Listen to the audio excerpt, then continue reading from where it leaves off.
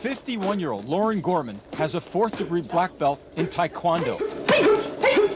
But in her 15 years of studying this martial art, she's never had to put her training to use.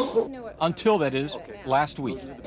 You see, this single mother of three is a flight attendant for U.S. Airways, and late last week, she successfully took down an unruly passenger on a flight from Philadelphia to San Francisco that had to be diverted to Pittsburgh.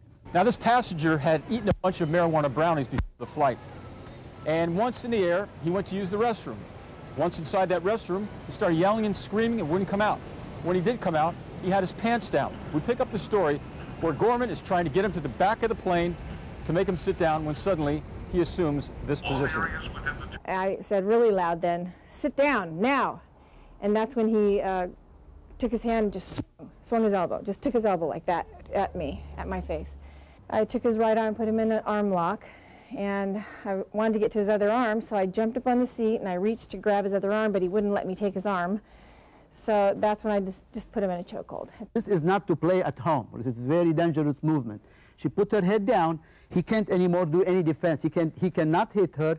He cannot strike her. And the more he resists, the more he depletes his oxygenation, the more he's gonna pass out. And she did it very skillfully. When we got back on the plane to fly to San Francisco, a lot of the passengers were high-fiving, saying, "Hey, good job, good job." And yeah, as I went by. How'd that make you feel? Great. And the officers who came on, they shook my hand and they told me I did a good job, and I really felt like I responded the way I was taught by my grandmaster.